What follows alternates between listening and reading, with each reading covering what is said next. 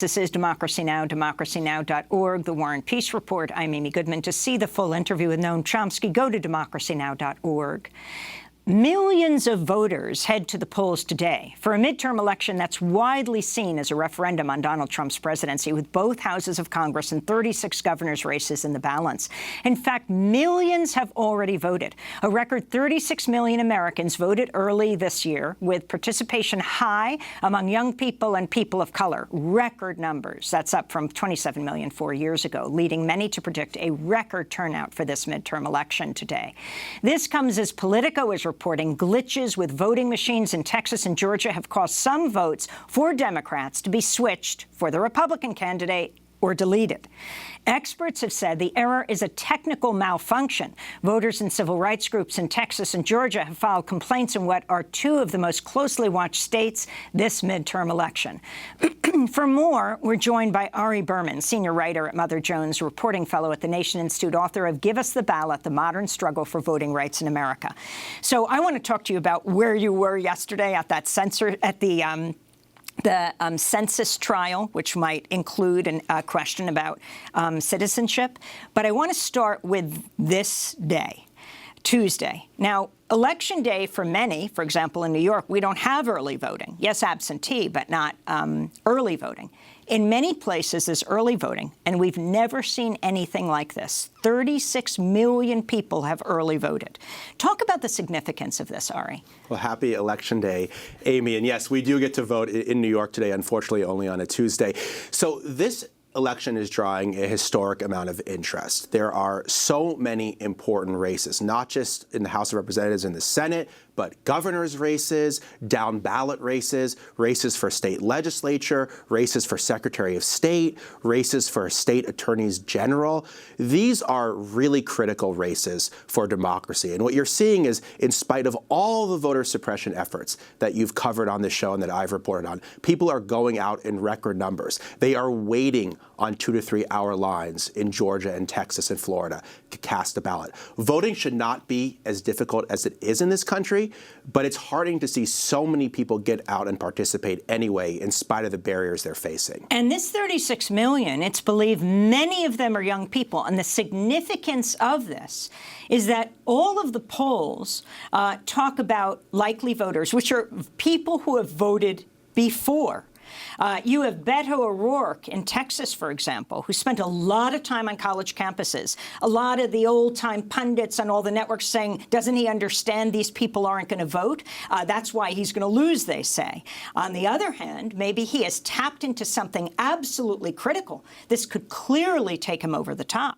Well, if you look at the numbers, early voting is shattering records among young people, among people of color. Early voting is up 200, 300, 400% among young voters in places like Florida and Texas and Georgia compared to 2014. So usually a lot of people sit out midterm elections. And it's still true that even if we have record turnout, half of Americans aren't going to participate in this midterm election. But we're seeing a lot more young people. We're seeing a lot more voters of color. We're seeing a lot more people that typically sometimes sit out midterm elections going and showing up because they believe these races are so important. But you have focused so much on, as has Carol Anderson, and both of you will be participating in our 6-hour broadcast tonight. Folks can check it out at democracynow.org from 7 Eastern time to 1 in the morning. We're joining up with The Intercept for a joint historic broadcast covering all the results and ballot initiatives. But you and Carol Anderson have particularly focused on voter suppression. So talk about how you see that playing in. We just read this report that, some people who are voting early they're finding there are glitches in the voting machines. Others feel maybe they can't vote at all when they actually could.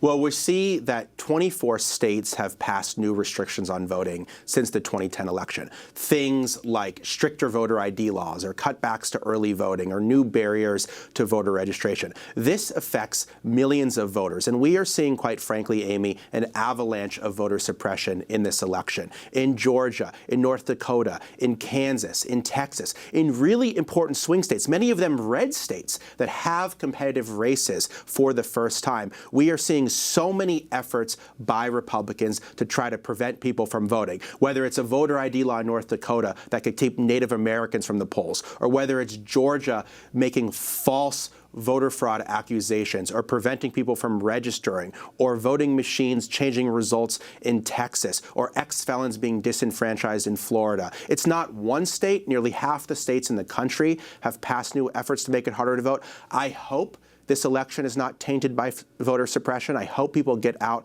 in record numbers, but it's very concerning that all across the country we are seeing these suppression efforts. And of course, Native Americans, particularly in North Dakota, the significance of this, but also talk about how this actually, interestingly, this attempt to suppress the vote may have galvanized even more people to get out there and vote. Well, we could be seeing a backlash to voter suppression in places like North Dakota and Georgia, because what the courts did and what the Republican legislature in North Dakota did is they put in place a new voter ID law that basically doesn't allow Native Americans to use their tribal IDs to vote, because they have to have a residential street address, which they don't have because they live on rural reservations where there are no street addresses. So now the tribes in North Dakota are on this frantic effort, days before the election, printing out IDs that people can use. And they've printed these IDs in record numbers. The printers are actually blowing up because they're printing so many tribal IDs. That's the hopeful thing.